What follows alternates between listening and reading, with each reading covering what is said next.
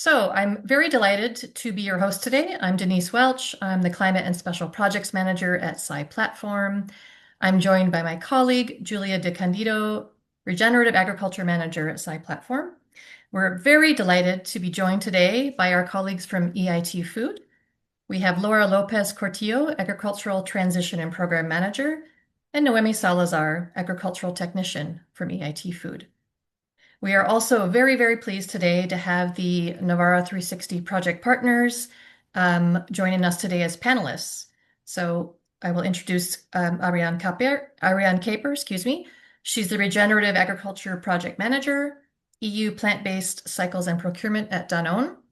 We also have Sandrine Chiron, Senior Director, Sustainability, Ag and Trading, EMEA at Cargill. And we also have Anna Martin, the Barley Sustainability Manager from Intermalta Multirope. In terms of the agenda today, I will just spend 30 seconds on housekeeping. I'll then hand over to my colleague Julia, who will set the scene by giving us an overview of the Regenerating Together program. We'll then hear from our colleagues at EIT Food about the Navarra 360 project in Spain, get into some of the technical details.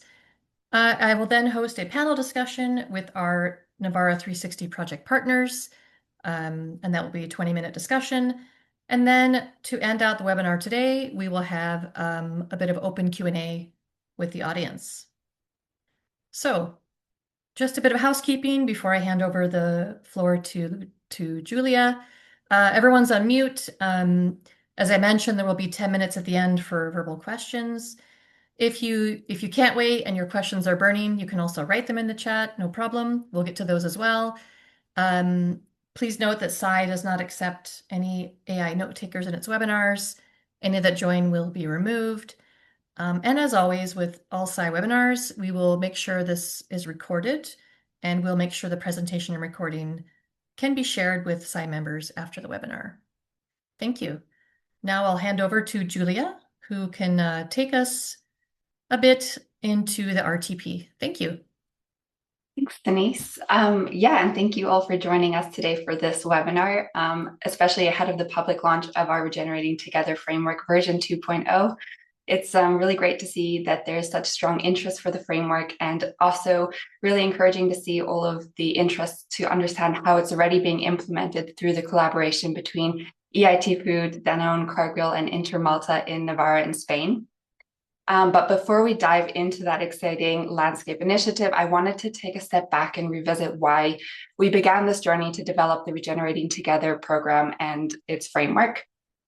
So back in 2020, there was already broad agreement and understanding that regenerative agriculture could play a vital role in, for example, restoring ecosystems and improving environmental outcomes, and also supporting long-term farm productivity and profitability. And this in turn could also strengthen supply chain resilience. But even though there was this growing interest, we didn't see the adoption that we were expecting, and it remained relatively low on the ground. So we identified that one of the main barriers for this lack of adoption was the lack of an understanding of what regenerative agriculture really was, and also what the outcomes it intended to deliver. And this lack of understanding created confusion at a farm level and also across the value chain, mainly because there was confusion as to what data you needed to collect, how progress was going to be monitored, and how that data was going to be shared across the value chain. It also made it quite difficult to evaluate the benefits of regenerative agriculture, which then also made it quite challenging to develop meaningful incentive mechanisms. And finally, because of the increasing regenerative agriculture frameworks and definitions that were starting to enter the market, there was also an increase in skepticism, which also came alongside rising concerns around potential greenwashing. So in 2022, 33 of our founding members that you can see on the left-hand side of this screen, they came together through Sci Platform to address this challenge. And together, we identified 3 key objectives that we wanted to address. First, we wanted to develop a shared definition and a practical approach for regenerative agriculture that would be applicable across dairy, beef, and cropping systems anywhere around the world. We also wanted to agree on a set of flexible and context-specific outcomes and indicators that would allow for progress to be tracked over time in a meaningful way. And lastly, we wanted to establish and develop an MRV system to monitor and report on the progress that was being made, and that also enables third-party verified claims. So with these objectives, we came together and developed the Regenerating Together framework. And we approached this development in a very collaborative way. So over the past 4 years, we had multiple rounds of consultations and discussions. We also had several pilot rounds with our members and with their farmers. We also engaged closely with our external farmer and science advisory board, who really helped to make sure that the framework was both practical and grounded in science. And we also collaborated with external stakeholders such as EIT Food, whose contributions have really been instrumental in strengthening our approach. So for us, this broad collaboration is really critical to make sure that the framework is both grounded again in science, but that it's also very practical and farmer-centric to really drive the transition towards regenerative agriculture. So as a result, we developed a 4-step implementation process that you can see on this slide. And these steps were really built around 3 main design principles. The first one, because the framework is intended for global applications, we wanted to design it in a way that was really flexible so that we could capture the different local conditions in ways that was both practical and meaningful. Secondly, the framework is outcome-based. So this means that farms and groups of farms can choose practices that are most relevant to their context rather than following a rigid one-size-fits-all approach. And lastly, farmers are at the center of the transition itself, and that's why the framework places a strong emphasis on farmer engagement and support throughout the entire process.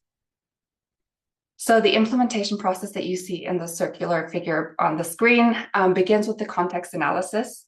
And the context analysis is essentially a high-level environmental assessment of the farms and the landscapes in scope.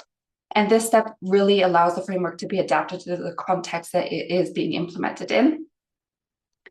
The second step is around outcome selection. So this is where you're going to be selecting the most meaningful and relevant regenerative agriculture outcome, and it's prioritized based on the results of the context analysis. And in our Regenerating Together framework, we currently have 8 environmental outcomes, and they come with a variety of different indicators that you can select to track progress against. The third step is then around practice selection and implementation. So identifying the actions that are going to help you improve against those prioritized regenerative agriculture outcomes. And what the framework does is it offers a menu of different practices that you can select from. And we worked with the National Institute for Agricultural Botany in Cambridge in the UK to map the causal links between the practices and the outcomes in this framework.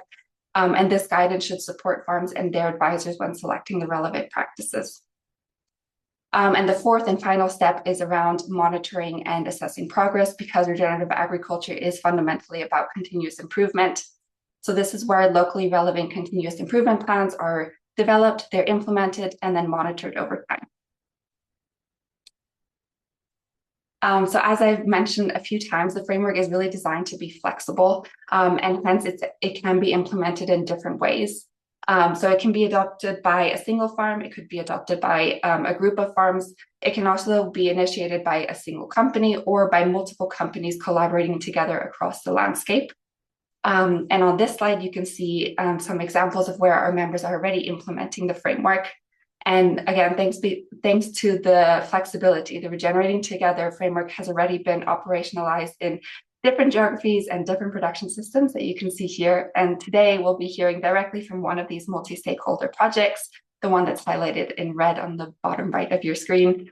So yeah, very curious to hear all of the opportunities, the challenges, and of course the lessons learned through the implementation in the Navarra 360 initiative.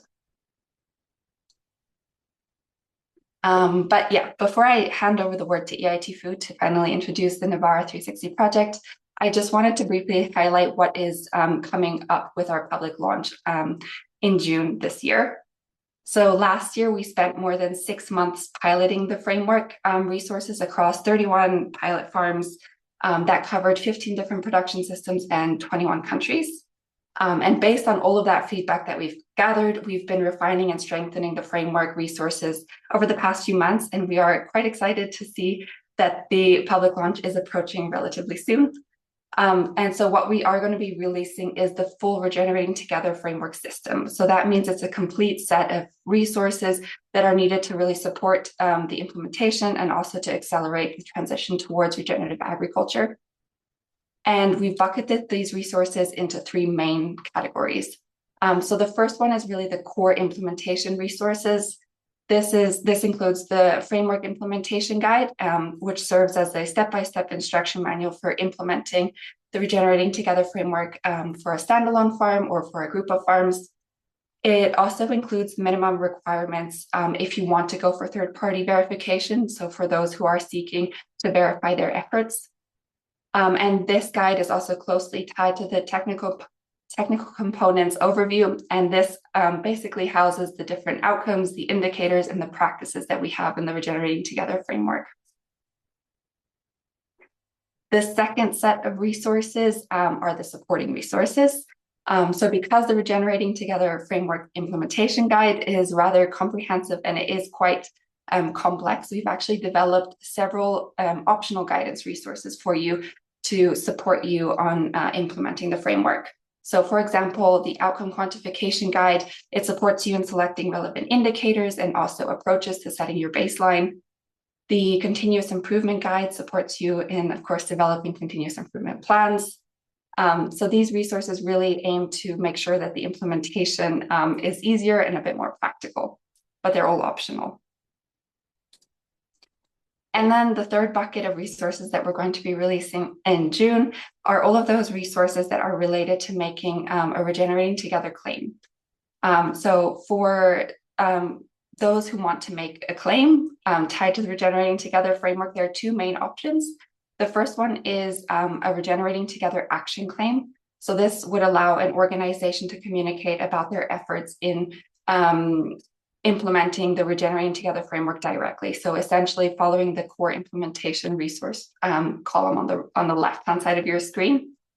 And this would require the user or the company to work with a Regenerating Together approved verification body.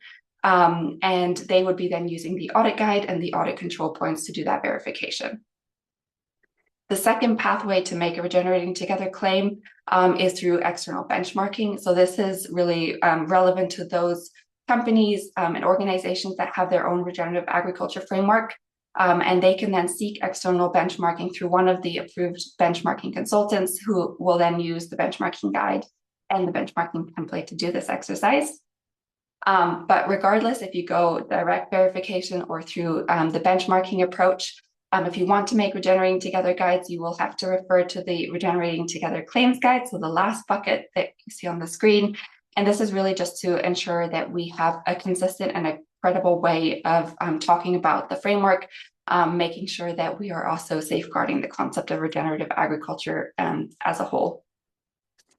So all of these resources will be publicly available, as I mentioned, on our new landing page in June 24th. And the official announcement will be made during our annual event in Saskatoon in Canada. So for those of you who would like to sign up to that, we'll have a QR code at the end of this presentation. And it will also be announced during London Climate Week for those who are there in the UK in June. But with that, I am delighted to hand over the word to EIT Food, who is going to share more about the learnings and the opportunities and the challenges really of implementing the framework with the great members that we have on the call today through the Navarra 360 initiative.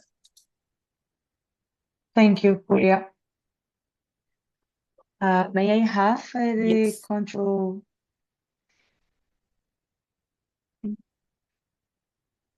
Are you able to share your screen? No. It's the same presentation, but being able to change the slides by myself.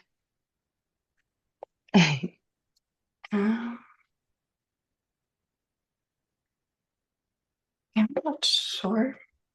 Can you try to access control? No. Okay, maybe I let you know. Okay, sorry. No worries. So, okay, hello everyone, and thank you very much to the site team for inviting us to present the Navarra 360 project. So from the beginning, Navarra 360 was designed not as a single intervention, but as a structured model built around three elements. The first one is a clear mission. The second one is a multi-actor ecosystem. And the third one is a roadmap that connects actions in the field with measurable outcomes. Can you pass the slide, please? Thank you. So before going deeper into the methodology, it is important to highlight that Navarra 360 is already delivering results, and the project is not as a conceptual or design stage, it is operational. So farmers are already engaged, hectares are being monitored, and data is being collected and verified, and impact is already being generated. Next slide, please. Thank you. So Navarra 360 emerged from a very clear question that we had been asking ourselves from some time, and it was that could we truly contribute to building a more resilient agri-food system? So we often talk about regenerative agriculture, but we know that changing practices in a single field is not enough. So if we want to generate lasting impact, and we need to act at a territorial scale, first of all, and do so in a coordinated way among all actors in the value chain. So in this context, Navarra 360 was launched as first project driven by EIT Food, aiming to put this landscape project approach into practice here in Navarra. And the project started at the end of 2024 and began quite literally from scratch, with the campaign already underway. And we did not start from a closed system or a predefined solution. We started from a clear idea, and it was to place the farmer on the soil at the center and build around them an ecosystem that could enable a transition that is realistic, collaborative, and measurable. And from the outset, we accepted that this would be a continuous learning journey. So Navarra 360 relies on a diverse group of partners, as you can see in this slide, each contributing a specific expertise. And this includes technical advisors working directly with farmers, providers of soil and carbon analytics, international methodologies, trainers, the MRV platform, the regional support entities, and the external verificators. And this diversity ensures scientific rigor, technical consistency, and alignment with market and policy expectations. And the ecosystem currently includes the 4 corporate partners, which are Cargill, Intermalta, Alpro, and Danone Ecosystem, and more than 50 stakeholders. And the project covers over 5,000 hectares and focuses on key arable crops, which are wheat, barley, oat, rapeseed, and sunflower. And Navarra 360 also integrates this technical support, the training, the verification metrics, and the private-public collaboration and demand from the value chain into a single current system. Can you pass the slide, please? Thank you. So here you can see the farmer's journey step by step that a farmer does since he contacts or she contacts us until they get involved in the project. So it starts with the farmer's interest and continues with a personalized, a customized transitional proposal of regenerative practices adapted to the specific context of the farming instead. And once the contract is accepted, the farmer then gets involved in this structured process, including the trainings, including the soil sampling, and including also the agronomic recommendations together with the continuous technical monitoring. And also finally, after the campaign ends, the closure with the verification and the corresponding incentives.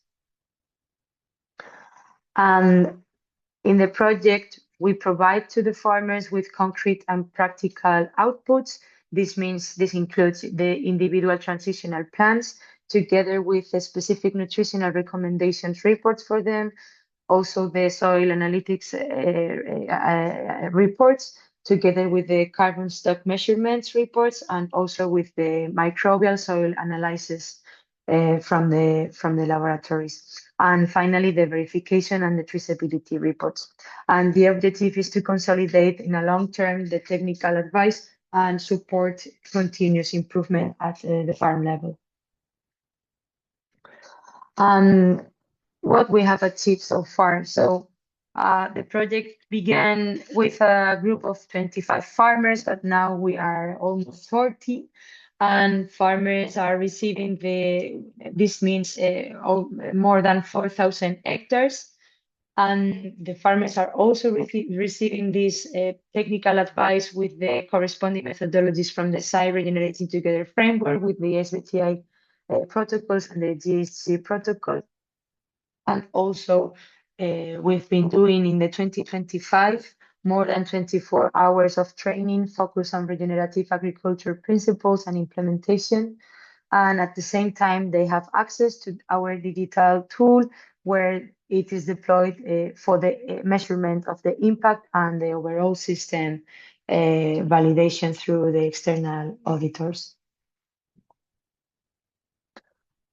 And as Julia has mentioned before, our definition of regenerative agriculture is the one established by the site platform, which is an outcome-based agricultural approach that protects and improves the soil health, the biodiversity, the climate, and the water resources while supporting farmers' livelihoods. So site provides a robust and international recognized outcome-based framework that clearly defines what regenerative agriculture is and how progress should be measured. So within this framework, SAI proposed these key performance indicators related to the soil health, the biodiversity, the climate, and the water.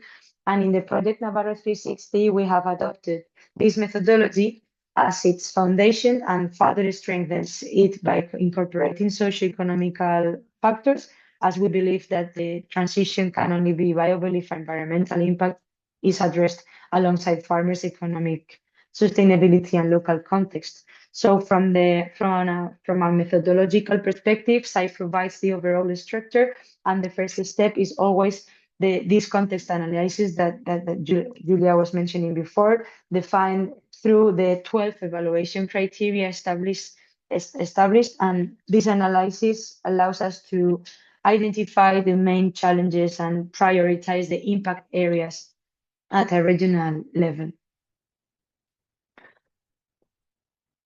And building on the methodological framework provided by SAI platform, Navarra 360 has carried out a key adaptation process. So the techniques and the practices proposed by SAI have been tailored to the specific context of the project Navarra, taking into account the region agroclimatic condition, prevailing the farming systems, and the resources available to the farmers, and our own technical and operational capacities as a project. And this adaptation process has allowed us to standardize clear and realistic set of practices that can be consistently applied across the territory. And based on this, we have defined a specific monitoring system for the practices. And the chart shown in the picture in the slide, this approach that highlights the several regenerative agriculture practices that were already being implemented in the region before the project started. And in the chart, you can see the dark blue that represents the baseline and the area which practice was already in place. And the light blue shows the annual increase in hectares where each practice is implemented and monitored as part of the project impact. And this slide explains how data collection and impact measurement is structured in the project and how this information fits directly into the supply value chain report. And our approach is based on measuring the change generated by the project, always compared against a baseline or initial state. And this is key to ensure additionality and prevent the double counting and enable a transparent allocation of impact across the value chain. And so through the implementation of regenerative practices, we aim to generate tangible results such as improved soil health and fertility, higher efficiency in fertilizer and water use, the optimization of agricultural production, or the increased biodiversity and habitat provision, or the reduction of greenhouses emissions. So these results are translated into consistent set of key indicators covering the soil health, the nutrient efficiency, the water use, and the biodiversity and the climate. And by aggregating these indicators, the Project Navarra transforms the field level data into robust, verifiable, and reportable impact metrics that support the value chain sustainability strategies and the corporate reporting. And finally, in Navarra 360, we have learned that a regenerative agriculture project does not work through intention alone, but when it is properly structured. So wanting to change practices is not enough, and a solid foundation is needed. So first, it requires a real technical base. So agronomic advice, science, and continuous support for farmers is essential, and the transition cannot be sustained without these tailored plans and the field monitoring and the technical rigor. And it must also be designed from the beginning with scalability in mind. And if it only works under ideal conditions or in a small set of cases, then it remains as a pilot. And to have real impact, it must be able to grow in hectares, acres, and territories. And in addition, it cannot be built in isolation. So the transition depends on the entire value chain, the industry, the cooperatives, the research centers, the advisors, and the measurement tools. If one of these parts fails, then the system loses coherence. And another key element is the measurement. Without solid data, there is no evidence of impact, and without evidence, there is no sustainable model. So we need rigorous and comparable systems that turn data into decisions. And finally, the economic viability. If no model consolidates, if it is not financially sound, so regeneration cannot be an additional cost, and it must be integrated into an economical viable system. So when these pieces come together, yeah, technical foundation, scalability, collaboration, and measurement and viability, the project is where it becomes really a true transformation model. Thank you. Excellent. Wow, thank you very much, Laura. And I'm very impressed because we're exactly on time. So that was incredible. Yeah, I took quite a few notes, and this leads in well to our panel discussion. Laura mentioned a lot of points about the farmers being at the center, a shared definition of regen ag, having structure and partnerships, and how important that is. And so I'd like to open the floor to our panelists. I'm going to start with Ariana from Danone. So building on what Laura just presented, Ariana, what is the benefit of using an industry-aligned framework as the basis for this project? Hi, everyone. Thanks for being here. Yeah, to answer that question, I think I have to go back a bit and explain how Navarra 360 was born. And it was touched upon in the previous slides, but we started with three very deliberate decisions. If we go back to 2022, I myself had just moved from our sustainable sourcing team to the regenerative agriculture team at Danone. And at that time, regenerative agriculture was more than a buzzword, but having a dedicated team with that name was still quite unique. So we were kind of at the beginning. Danone had just launched its impact journey, and it was clear that we had to secure the future of our ingredients with the valuable crops that we buy by starting with agriculture for milk, but also for the crops that we source. So together with EIT Food, we had already been exploring regenerative agriculture opportunities, and one thing became clear quickly. For any program to succeed and to build that credible business case for all the participants, we obviously couldn't just focus on Danone's needs. We needed, in order to achieve a farmer-friendly program, we had to consider the full crop rotation, entire region. So the first decision was cereals in northern Spain. That would be the strongest opportunity to act at scale for crops that are needed all over Europe. And for Alpro, that meant oats. The second decision was more internal to Danone, and we decided we would no longer invest in pilots that focused on farm practices. So what I mean by that, 4 years ago, everyone in sustainability and agribusiness was piloting. Piloting was the buzzword for everything. And there were so many projects testing cover crops and reduced inputs and tillage reduction and all that. While there was still so much to learn, we knew that we had kind of passed that phase of experimenting with the basics, and we really had to work on scaling. We were missing a way to translate the existing learnings into economically resilient systems. And that brings me to the third decision. We knew that if we wanted to prove that regeneration can scale and that it can transform an entire territory, we needed one shared framework to simplify the complexity, especially, you saw in the previous slides, there are 23 parties in our ecosystem with Navarra 360. It's a large and diverse group, and we knew that in the beginning that it would be large. Farmers, farm experts, technicians, service providers, and then not to mention Cargill, Intermalta, Danone, all with our own wish lists.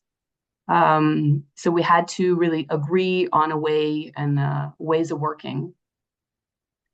So now I circle back to the original question of why using the industry-aligned framework like SAI, why SAI specifically? At the time, the Regenerating Together framework was in development, and it was being worked on by various working groups. And all the members that were working on it, they knew that a rigid prescription or a checklist would not work. We needed a common framework that meant shared principles, methodology, and aligned ways of working, with the goal being, you saw it on the slide earlier, to enable consistency and comparability, but as well trust across the value chain. So the SAI RTF, even in its draft phase, was for us the best bet to provide that common language. So ironically, you could say that we kind of made the exception of the no piloting rule because, Navarra 360 is one of the first official pilots of the SAI RTF, and we believe that further developing it with our experience in Navarra, so the feedback loop, will not only be able to transform Navarra region, but it's also crucial to ensure that we can replicate it and we can export it to other territories. Thanks, Denise. Back to you. Excellent. Thank you so much. So yeah, I took out of that the need for a shared framework, but yet not being prescriptive, remaining flexible, and allowing for scale. So I think that's a great bit of insight to share with us. I will move on, picking up on that point. And Sandrine, we'll come to you, Sandrine from Cargill. As a participant of this multi-stakeholder project, Sandrine, what has been the biggest learning for you so far? Thanks for having me on this panel. Maybe the one that comes to mind the first is the continuous improvement possibilities that this type of activities bring. And looping back to what Ariane was saying about the SAI platform, it's absolutely essential when you have so many participants, to have a common framework. At the same time, there is no fixed blueprint. It has to be adapted to the local condition. So you need technical and progress and practical activities. Through iteration, you actually progress. In Navarra, that has meant creating a solid baseline across various practices, across thousands of hectares, and learning year on year what was working, what was less successful. And that's what creates a continuous improvement feedback loop based on data, applied agronomy, and the outcomes that you get out of the practices. So with that, you reach scale and credibility over time. And then the second learning is about the local relationships. So it's the farmers, the advisors, the co-ops, that are shaping what works in practice. So that's really important to have them engaged. We can have really lofty conversation about RegenAct, but at the end of the day, it needs to work. It also changes the way companies operate. So typically, Cargill will be talking to a customer one-to-one. Here we have several stakeholders. We work differently, so that's very refreshing, actually. We provide clarity and consistency for the farmers. So in turns, that should strengthen their resolve and the maintenance of the adoption of those new practices. And then from Cargill point of view, it strengthens what we are doing already. We connect farmers with our customers. We operate along the supply chain. We have our own development of the regenerative agriculture program called Regen Connect. So we learn from that as well. We have boots on the ground. So anything that we can learn to support the farmers in the transition is useful to us anyway. So overall, the Navarra 360 program has been really useful to work together in a local area. It's a great way to support and coordinate the farmers' technical support, if you want, and make sure that they adopt those new practices with more confidence over time. Yeah. So thank you for that and for having me again. Excellent. Thank you very much, Sandrine. So yeah, that the boots on the ground aspect, learning from continuous improvement, and of course the critical value of those relationships with the farmers and the co-ops. I think that's a great insight as well. I'm going to come now to Anna from Intermalta. So we've heard a little bit about some of these different aspects in terms of what makes this project unique and successful. I would ask you, what do you think is the biggest opportunity in this landscape level approach? Well, hello everyone. Thank you all of you, Sci Platform and my colleagues in the program, EIT Food and the participants. I apologize first of all if you hear something strange behind me. Sorry. I will try to speak louder.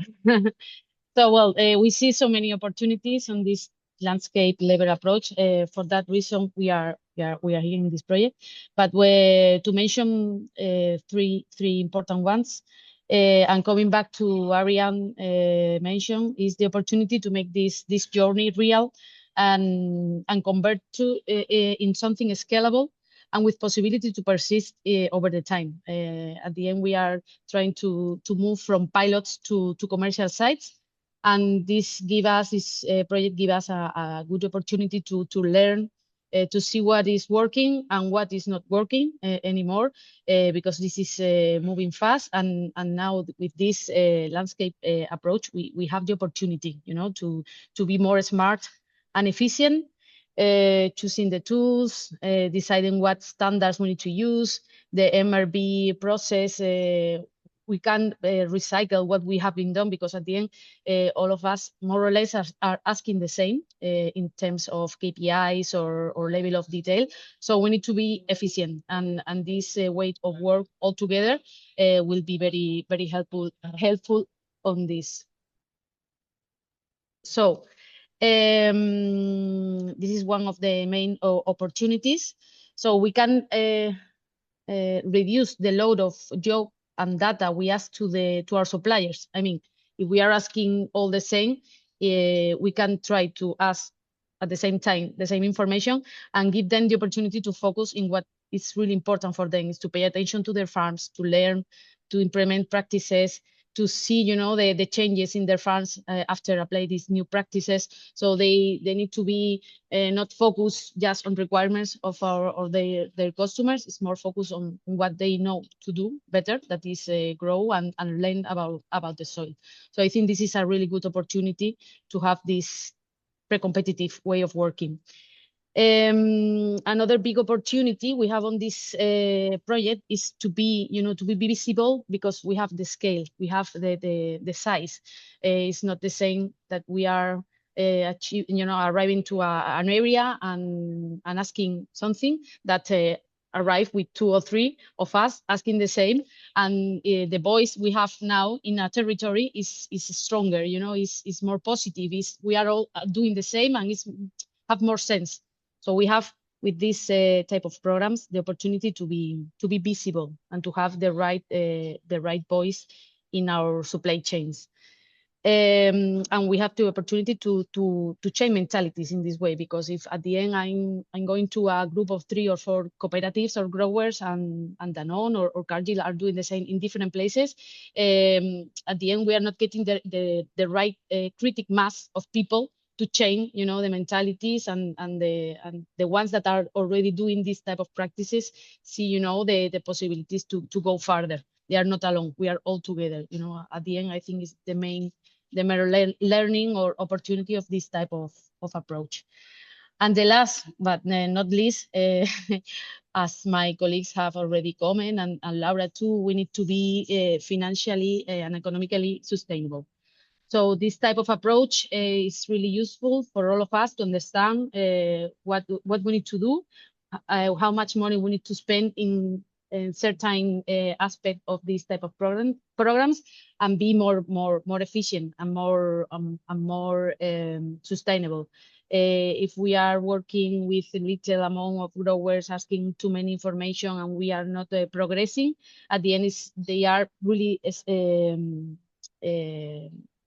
really high cost programs, and we are not going to go further. So we need to move from this idea. And for growers too, this type of approach is really, makes sense, because at the end we are all asking the same, so we can spend more money on, I don't know, increasing the level of training for the technician of the cooperatives, or investing in the right machinery possibilities. So we have more volume to dedicate to the right things, and share cost. That at the end is what we need. We are sharing the same piece of land. They are growing in the same area, so we need to get at maximum from this piece of land, and try to cover our necessities in a cheaper way somehow to go further. Because at the end, if we are all together, for sure, we are not going to be fast. At the end, we are learning in this project. We are in the second year of the project. We find some difficulties, but at the end, when we finalize the project, we will see that we learn a lot. And at the end, we have the opportunity to have these wonderful colleagues on the same table, in the same meeting room. We are sharing expertise, knowledge, and at the end, what is get out of these programs will be robust, and for sure we will get further compared with other type of initiatives, isolate initiative, how do you say, less. Excellent. So thank you. Thank you, Anna. Wow, very good points raised about having a stronger voice when you work together, the benefits of collaboration and co-financing to share efficiencies, making sure that you consolidate the ask to farmers so that they're not having to waste time answering the same questions. And I really like the point about achieving critical mass and change in mentality by working in a collaborative way. And that's a perfect segue if we want to talk about critical mass and scaling. To move this to the last speaker on the panel, so I'm going to turn it over to EIT Food. We've got Laura and Noemi here. For you, what is the most important success factor to replicate and scale this blueprint across Europe? Thank you. When we talk about replicating this blueprint across Europe, I think the most important success factor is not a single element, but how several key pieces work together around a farmer-centric approach, as I said at the beginning. So first, everything has to start with a robust methodology, and not being rigid, but a clear and well-structured framework that can be replicated while still being adapted to the local agronomic, climatic, and socioeconomical conditions. So farmers need practical, realistic pathways, and not one-size-fits all solutions. And this is where our role plays here the most important thing, and it's that we have the ability of coordinating very different actors within the ecosystem So here is what makes replication possible. And scaling regenerative agriculture is not just about farmers changing practices. It requires also alignment across the entire value chain, and industries, cooperatives, researchers, the advisors, and the technology providers has to be aligned and working all together in an harmonized way. So here, EIT Food, we play this neutral position, and we allow this coordination to happen, and in a structured and trusted way, while adapting also the model to its local context. So collaboration is another essential success factor.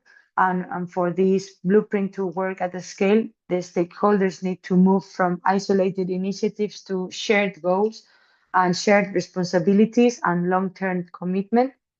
And keeping farmers actively involved in decision making is key to ensuring this adoption and continuity.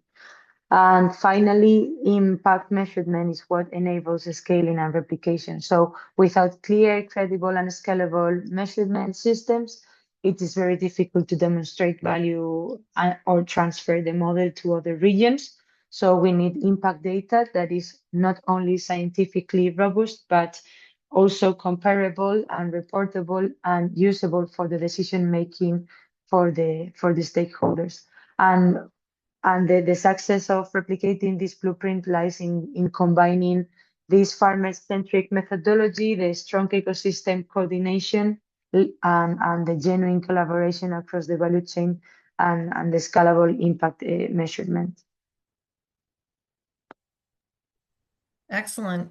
Thank you very much. Yeah, that was a very good summary. Keep it farmer-centric, ensure the robust methodology is used, but still it's flexible, sharing goals and continuing with collaboration, and of course the clear impact measurement. So very, very helpful and very useful information to be sharing with us. I'm very also impressed because this is the first time in my life I've been on a webinar where we're actually right on time. It's amazing. So congratulations. We actually have 10 minutes for audience questions. And so I'd like to open up to the audience. I see a number of questions in the chat. Let's see. We can also take the first question, and I'm happy to read it. So the question is, are the crops in a rotation system, or are they single crops plots? And okay, so they're doing a similar work. That means they can guarantee regenerative practices on the crop, but not on the plot. And the question is, does anyone have an experience with this challenge? Any of the panelists want to take a stab at that? It's the first question. Are the crops in a rotation system, or are they single crops plots? And how do you guarantee regenerative practices on the crop, not just on the plot? So I can probably take a stab at this. Kimberly, thanks for your question. I think what you mean is if we only work on the crop, then we won't be able to claim things for the whole plot of the land. The idea is that the farms join, and of course they're in a rotation system. So this year they might be putting in barley, and next year it'll be rapeseed. That's the definition, of course, of the rotation. But because year on year you're working with those same farmers, you're still able to follow the transition. So you're not. It's more from the off-taker point of view. So as Danone, we're really only interested in the oats, but because the whole farm or the whole plot is being attacked or worked on with the different practices, the benefits are for all the crops. So I would say we don't work on the crop, we work on the plot, we work on the farm. And Yes. I think the biggest challenge there is that, but EIT is doing a great job, and all the partners that we're working with, to make sure that the farmers are happy so that they stay in the program, and that we can continue to understand where the progress is and where the challenges fall. And generally speaking, you want to also make sure that the farms that have joined, that they are increasing their hectarage within the program. Maybe they have a different farm in a different area, that they join with that plot as well. So I think the crop is a little bit less important. It's more the hectares and the farms staying on board. I hope that answers part of your question. Great. I'll move on to another question for any of the panelists that want. The question in the chat was, how are the greenhouse gas benefits accounted for across the funders' inventories? I'm sorry, I'm just reading also the following one, maybe is related because it's from the same person, Maurice. The in-field measurements, yes. Maybe you can speak about that as well. Okay. Yeah, I can answer.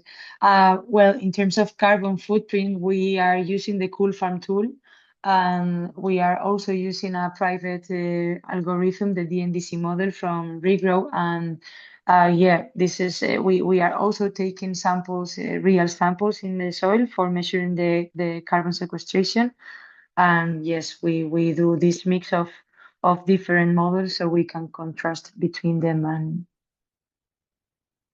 Yep. I don't know if you want to know any more deeper, but It seems that the people answering, I don't think everybody can use their mic. I think only the yes, speakers are allowed okay. to use their Yes. mics, so they can only type. Does Okay. anyone want to come off mute and ask a question? So there's not a raise hand function, is there? Okay. Let's see if I can unmute somebody. Maybe Miriam, you'd like to. I was just unmuting. Yes, I was Perfect. asking a question here on the chat. So this program, which is at landscape level, and you have multiple buyers here, I wanted to understand how this becomes a landscape. Are these farms all kind of neighboring or very close together? Are they connected through some biodiversity corridors? How are these practices at the farm level translating into some broader landscape level impact?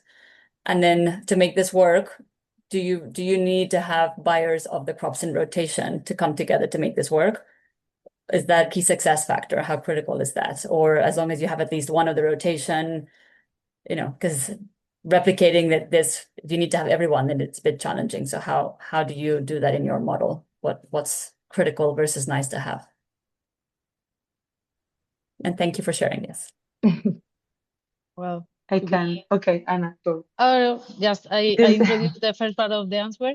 No, at the end we are working in a territory, it's Navarra, and then we have different bioclimatic areas in the same area, but more or less by different subregions in Navarra, they are neighbors or part of the same cooperative or more or less working in the same area. Okay, so they are connected somehow about the climatic condition of the area, and some of them are connected with the cooperative or other organisms that collect all the grains or products from these farms. And about the technical support you're mentioning here, this is a key piece of the program too. We are offering through EIT Food and other collaborators quite important and deep technical support for the practices, to change the practices, to get the data. And we are trying to be with the technician in these cooperatives to make this impact, stay there after we leave the area or the project. So it's important that this technical support, and for us is key. So we are offering in the project. Great. Thank you, Anna. Any other questions from the audience? We have time for probably 2 more questions.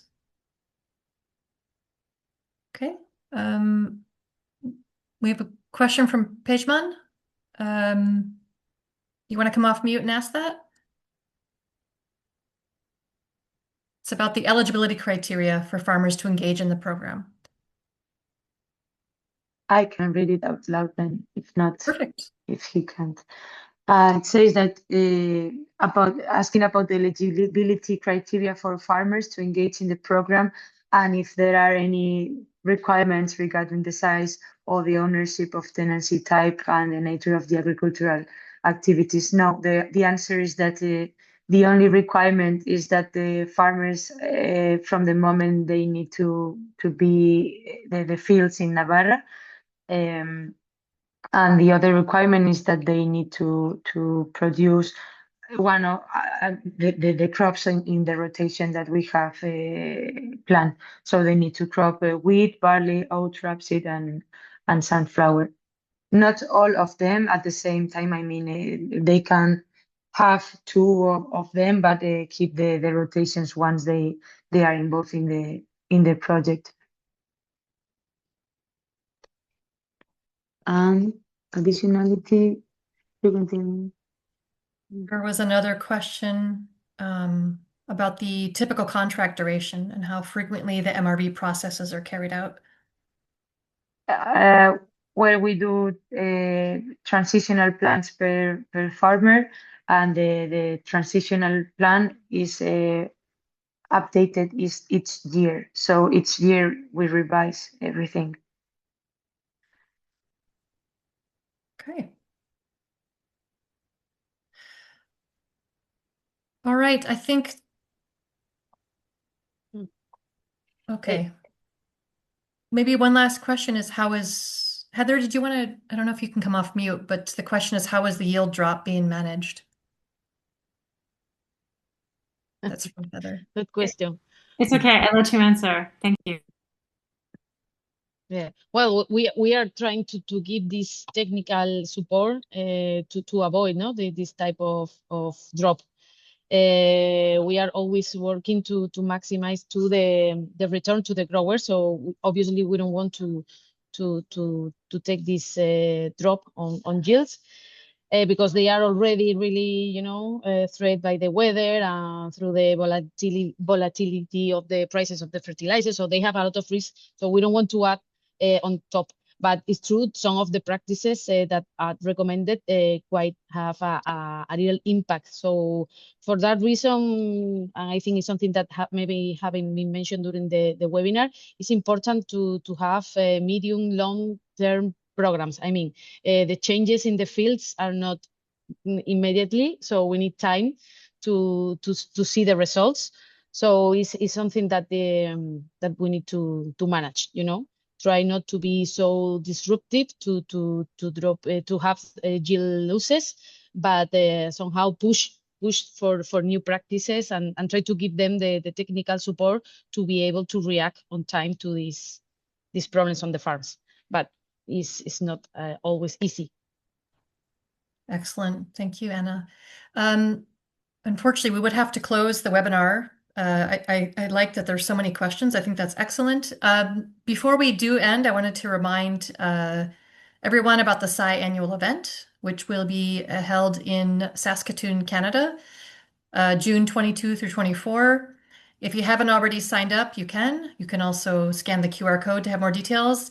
And we will have many more discussions such as this regarding Regen Ag, how does it work in practice, technical questions. So please do join us if you can. It's the first time we'll host in Canada. And we're very grateful to the event sponsors listed here on the slides. So again, if you can make it, would be great to have you. Thank you, everyone. And thank you very much to our panelists and speakers today. It was an excellent exchange.